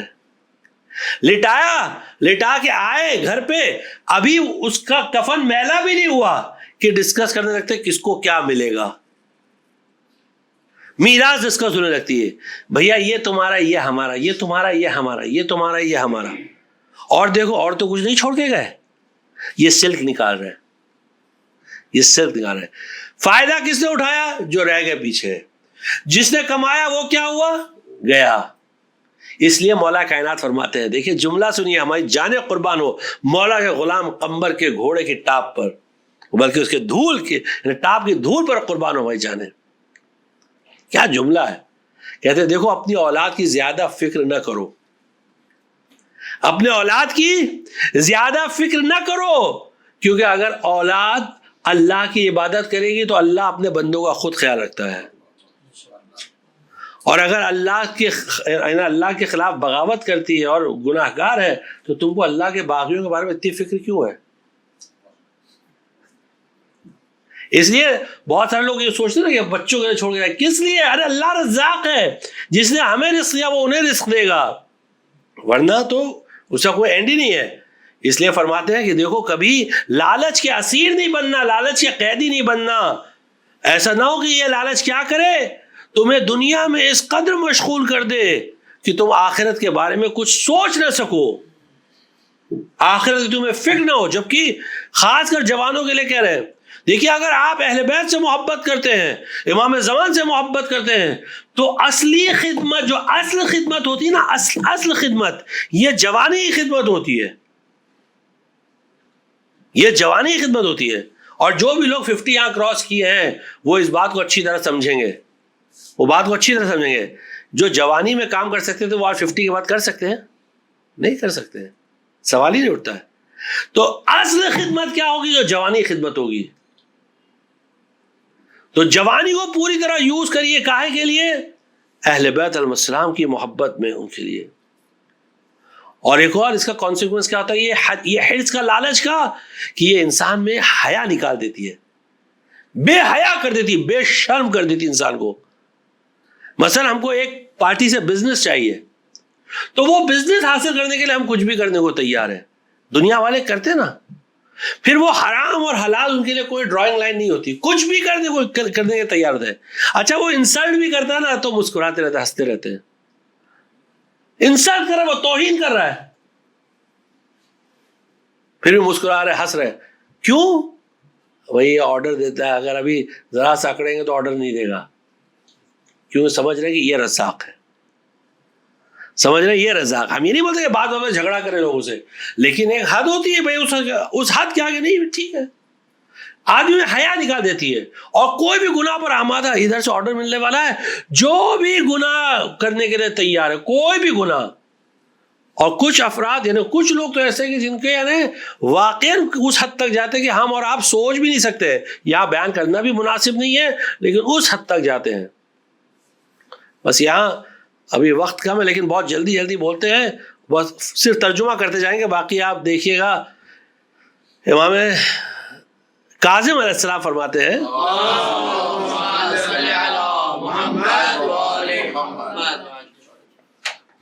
امام کاظم علیہ السلام فرماتے ہیں کہ انہوں نے اپنے والد سے سنا, انہوں نے اپنے جد سے سنا, انہوں نے اپنے, اس طرح پورا سلسلہ کہاں تک چلتا ہے؟ امیر المومنین علیہ السلام تک جاتا ہے. یعنی امام حسین علیہ السلام فرماتے ہیں کہ ایک دن امیر المومنین علیہ السلام مسجد میں تشریف فرما تھے, بیٹھے ہوئے تھے اپنے اصحاب کے ساتھ, اور ان کو جنگ کے بارے میں ان کو گائیڈ کر رہے تھے کہ ایک بوڑھا آدمی آیا, شیخ بوڑھا, جو سفر سے ایک دم تھکا ہوا ہارا ہوا تھا, سفر لمبا سفر کر کے آیا تھا. اس نے پوچھا این امیر المومنین, امیر المومنین کہاں ہے؟ فقیل ہوا ذا, وہ دیکھو وہاں بیٹھے ہیں. اس نے کہا السلام علیکم یا امیر المومنین. امیر المومنین نے جواب دیا سلام کا. اس نے کہا میں شام سے آیا ہوں, میں سیریا سے آیا ہوں. بہت سنیے, دیکھیے بہت فاسٹ ہم پڑھ رہے ہیں, ٹھیک ہے نا. میں سیریا سے آیا ہوں, اور بہت ہم نے ایکچولی حدیث بہت طولانی, بہت لمبی, 2-3 پیج کی, ہم نے اس کو بہت ہی بریف کر دیا ہے خالی ینگسٹرز کے لیے. آپ اس کو غور سے سنیے گا. میں سیریا سے آیا ہوں اور بوڑھا ہوں, میں نے آپ کی نالج کے بارے میں بہت سنا ہے, بہت سنا ہے, اتنا سنا ہے کہ میں اس کو شمار نہیں کر سکتا, اتنا سنا ہوں. اس کو میں شمار مینس شمار ہے, I cannot count it, I cannot enumerate it, اتنا سنا ہے. اور مجھے یہ ڈر ہے کہ عنقریب آپ کو شہید کر دیا جائے گا. وہ کہہ رہا ہے، شامی کہہ رہا ہے مجھے یہ ڈر ہے، میرا یہ گمان ہے، یعنی آپ سے اتنا لوگ جلتے ہیں کہ آپ کو شہید کر دیا جائے گا. فعلمنی مما علمک اللہ، تو مجھے وہ تعلیم دے دیجیے جو اللہ نے آپ کو تعلیم دی ہے، جو اللہ نے آپ کو پڑھایا مجھے پڑھا دیجیے. مولانا نے کہا نہیں تم کو کیسے پڑھاؤں، تم کہاں سے سمجھو گے. نہیں، مولا نے پورے علم کو سمیٹ دیا، پورے علم کو چند جملوں میں. اگر اس جملوں یعنی ان جملات میں سینٹنس میں کوئی غور کرے نا تو پورا علم کا سمندر ہے. اعلیٰ مولانا علیہ السلام، مولانا نے فرمایا نعم ٹھیک ہے، جو اللہ نے مجھے پڑھایا تمہیں پڑھاؤں گا. کہنا چاہیے یا شیخ. سن رہے نا جوان لوگ، سن رہے نا؟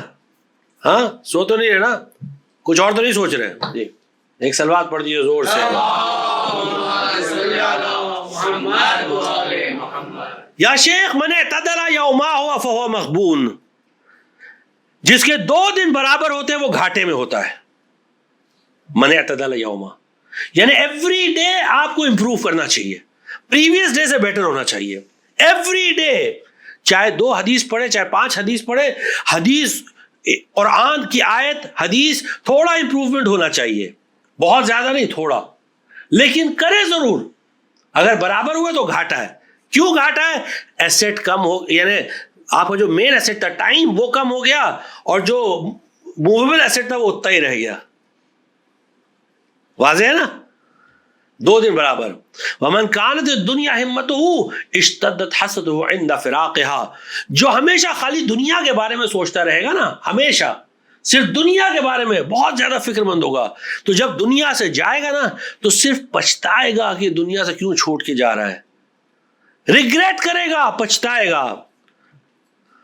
یا شیخ مولا فرماتے ہیں من کان غدہ شر یومہ فہو محروم، لیکن اگر جس کا دوسرا دن پہلے دن سے کم ہو گیا، یعنی نہ صرف اسے کچھ آگے بڑھایا نہیں بلکہ اور پیچھے ہو گیا، مطلب گناہ کر لیا، حرام کاری کر لیا، ٹائم ویسٹ کیا، لہو و لعب میں، حرام چیز میں، بیکار چیز میں اپنا ٹائم برباد کیا، تو اب نہ صرف یہ کہ وہ گھاٹے میں ہے بلکہ اب اللہ کی رحمت سے وہ محروم بھی ہو گیا.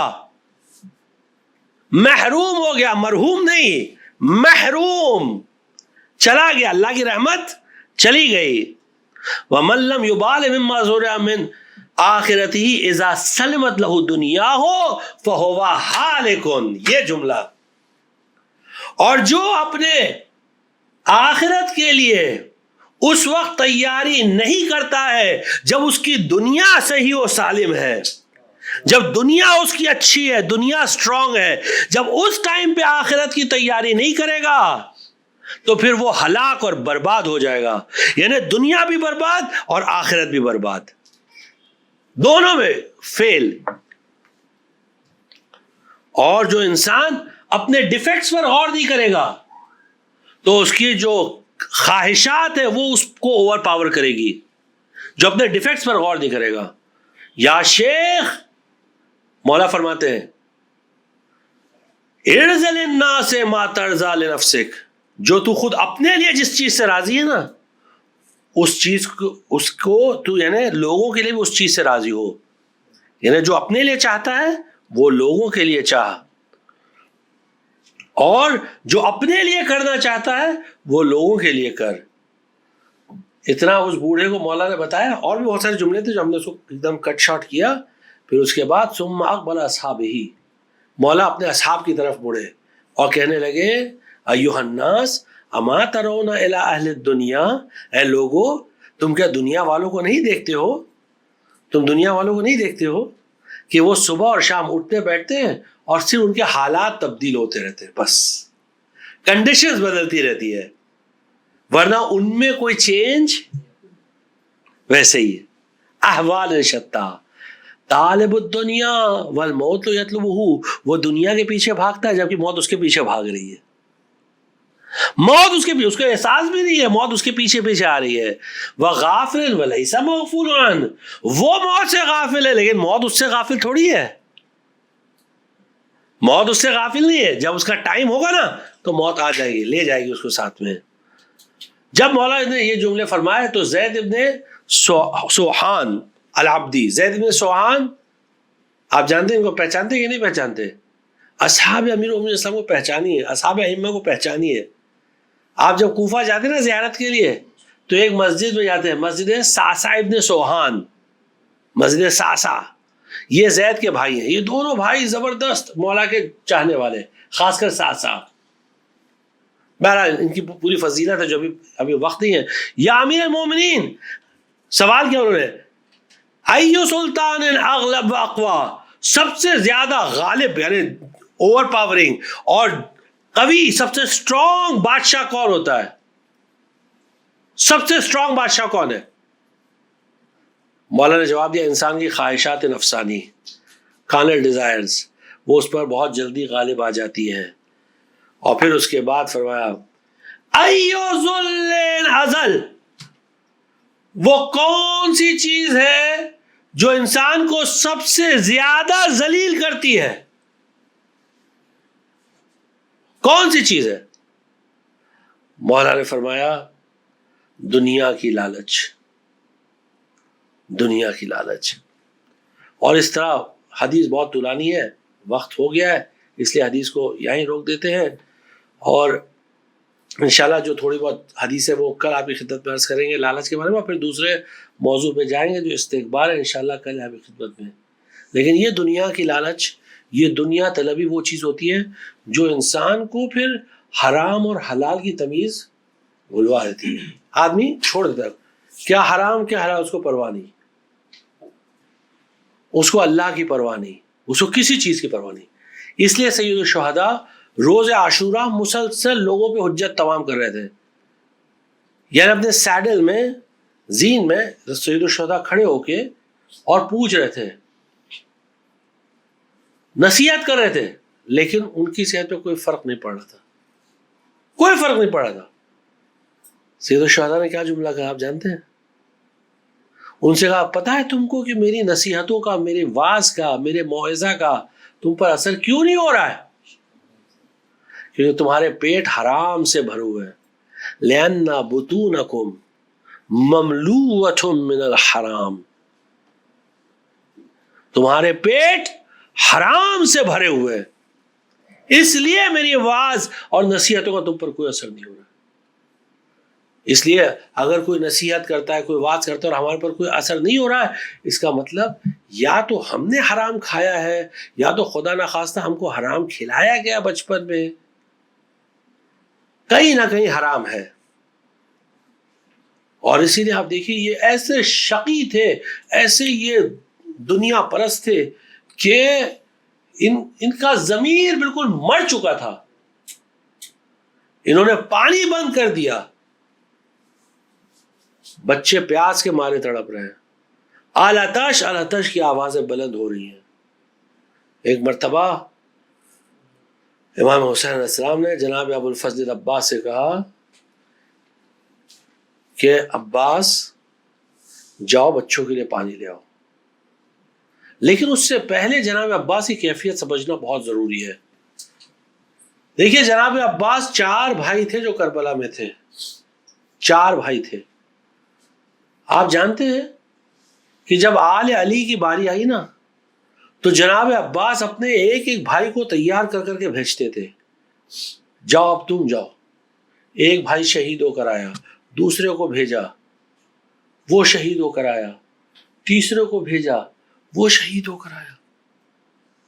یہ عجیب حوصلہ تھا، آپ اس پہ غور کریے کبھی کہ سارے بھائیوں کو بھیجا، سارے بھائیوں کو بھیجا، جبکہ ہونا یہ چاہیے تھا کہ بھائی جب موت حقیقی اور موت یقینی ہے سامنے تو پہلے خود جا کے شہید ہو جاتے۔ لیکن اگر حضرت عباس سے ہم سوال کریں کہ مولا ایسا کیوں کیا آپ نے، عجب نہیں کہ آواز دیں کہ ارے تم نہیں جانتے کہ اگر میں پہلے مر جاتا، آقا کی کمر ٹوٹ جاتی تو میرے بھائیوں کا لاشا پھر کون اٹھاتا، کون ان کا لاشا اٹھا کر لاتا؟ عباس نہ صرف سوار کر کے بھیج رہے تھے بلکہ اپنے بھائیوں کے لاشوں کو بھی لے کر آ رہے تھے۔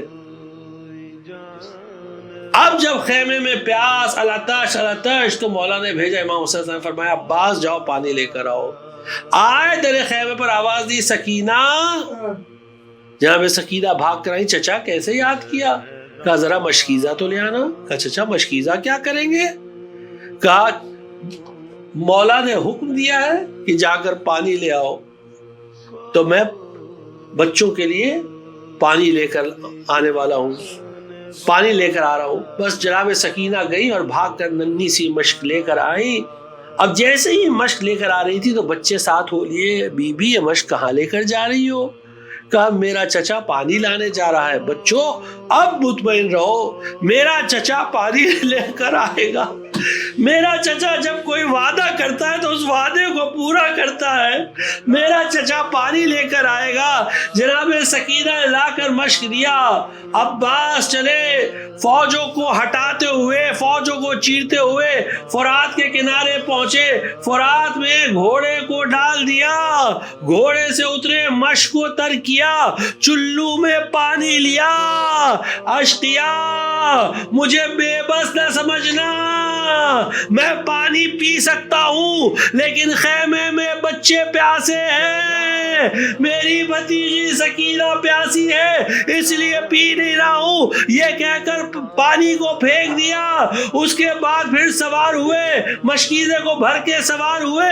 اب عباس جو چلے، اشقیا نے گھیرنا شروع کیا. ایک شقی نے پیچھے سے ایسا وار کیا کہ عباس کا داہنا بازو قلم ہو گیا. عباس نے پرواہ نہ کی، مشکیزے کو بائیں ہاتھ سے پکڑ لیا. اب دوسرے شقی نے ایسا حملہ کیا کہ بایاں بازو قلم ہوا.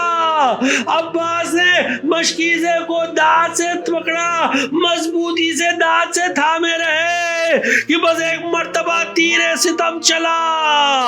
ایسا تیر جو سیدھے مشکیزے میں لگا. یہ ہرملا نے تیر چلایا تھا، مشکیزے سے پانی بہنے لگا. عباس نے سر جھکا لیا. اب خیمے جا کے کیا کروں گا؟ جیسے ہی عباس سر جھکائے گھوڑے کا رخ موڑا. ایک شقی نے ایک ایسا گرز مارا کہ عباس پشت فرس سے خاک کربلا پر آئے. عزادارو جب کوئی ایک اونچائی سے گرتا ہے تو طبیعی طور پر پہلے اپنے ہاتھوں کو آگے بڑھاتا ہے، لیکن میرا مولا عباس منہ کے بل گرا. اب اشقیا نے حملہ کیا. عباس نے آواز دی مولا میرا آخری سلام قبول کریے. حسین خیمے سے نکلے، آئے فرات کی طرف مرثیہ پڑھتے ہوئے. الان انکسر ظہری، حسین کمر کو تھامے ہوئے تھے. عباس اب میری کمر ٹوٹ گئی. قلت حیلتی، اب مجھے کچھ دکھائی نہیں دیتا، کچھ سجائی نہیں دیتا. شمت ابی عدوی، عباس دشمن تانے دے رہا ہے. تمہارا علمدار کیا ہوا حسین، تمہارا علمدار کیا ہوا؟ عباس کے کنارے پہنچے، سر کو اٹھا کر زانو پر رکھا. بھائی بھائی میں کچھ دیر باتیں ہوئی. عباس نے وصیتیں کی، جس میں ایک وصیت یہ تھی کہ میرے لاشے کو خیمے میں مت لے کر جائیے گا، میں بہت شرمندہ ہوں، سکینہ کو منہ نہیں دکھا پاؤں گا. کہتے کہتے عباس اس دنیا سے رخصت ہوئے. حسین نے مرثیہ پڑھا، الیوم نامت اعینہ. عباس اب وہ آنکھیں سوئیں گی جو تمہارے ہیبت میں، تمہارے خوف سے جاگتی تھی. اب سیدانیاں جاگیں گی، اب سیدانیاں. رات کو نہ سو پائیں گی، اب سیدانیوں کو پہرا دینا ہوگا۔ وَسَيَعْلَمُ الَّذِينَ ظَلَمُوا أَيَّ مُنقَلِبٍ يَنقَلِبُونَ أَلَا لَعْنَةُ اللَّهِ عَلَى الْقَوْمِ الظَّالِمِينَ وَسَيَعْلَمُ الَّذِينَ ظَلَمُوا أَيَّ مُنقَلِبٍ يَنقَلِبُونَ إِنَّا لِلَّهِ وَإِنَّا إِلَيْهِ راجعون۔ پروردگار امام زمان علیہ السلام کے ظہور میں تعجیل فرما، پروردگار امام زمان علیہ السلام کے ظہور میں تعجیل فرما، پروردگار امام زمان علیہ السلام کے ظہور میں تعجیل فرما، ہم کو ان کے اعوان و انصار میں شمار فرما۔ پروردگارہ جو لوگ پریشان حال ہیں ان کے پریشانیوں کو دور فرما، جو مقروض ہیں ان کے قرضوں کو عطا فرما، جو لاولد ہیں ان کو اولاد نیک اور صالح عطا فرما، جو بیمار ہیں ان کو شفا کامل و عاجل عطا فرما۔ شیعہ حیدر کرار دنیا میں جہاں جہاں بھی ہیں ان کی جان، مال، عزت اور آبرو کی حفاظت فرما، اتباعات عالیات اور روضات المقدسات کی حفاظت فرما، مراجع کرام اور علماء اعظام کی حفاظت فرما، علماء اعظام کی حفاظت فرما۔ ہم کو دنیا میں زیارت حسین اور آخرت میں شفاعت حسین سے مشرف فرما۔ کسی مریض نے دعا کی ہے، یعنی التماس سے دعا کی ہے اپنے صحت کے لیے، آپ حضرات سے گزارش ہے کہ سب مل کر 5 مرتبہ پڑھیے آیہ کریمہ امن یجیب المضطر۔ بسم اللہ الرحمن الرحیم۔ امن یجیب المضطر اذا دعاہ ویکشف السوء، امن یجیب المضطر اذا دعاہ ویکشف السوء، امن یجیب المضطر اذا دعاہ ویکشف السوء، امن یجیب المضطر اذا دعاہ ویکشف السوء، امن یجیب المضطر اذا دعاہ ویکشف السوء۔ ایک سورہ فاتحہ اور 3 بار قل اللہ پڑھ کے مرحوم علی حسین بھائی وکیل، مرحومہ فاطمہ بھائی علی حسین وکیل، مرحوم اقبال علی حسین وکیل، مرحومہ زینب بھائی اقبال وکیل اور وکیل فیملی کے جملہ مرحومین و مرحومات، سب تمام مرحومین و مرحومات کے ایک سورہ فاتحہ اور 3 بار یا حسین یا حسین یا حسین یا حسین، شمع سے شمع جلے سلسلہ جاری رہے، ہم رہے یا نہ رہے یہ عزاداری رہے، شمع سے شمع جلے سلسلہ جاری رہے، ہم رہے یا نہ رہے یہ عزاداری رہے، شمع سے شمع جلے، اپنی نسلوں کو سکھاتے رہو ماتم کا ہنر، سینہ در سینہ کرے بس یہ عزاداری سفر، جیسے حالات بھی ہو یہ عمل جاری رہے، ہم رہے یا نہ رہے یہ عزاداری رہے، شمع سے شمع جلے، لاکھ بدلے یہ زمانے کی روش اور موسم، ایک پل بھی نہ رکے اشک عزا اور ماتم، ماتم شہ کا جنون ذہن پر طاری رہے، ہم رہے یا نہ رہے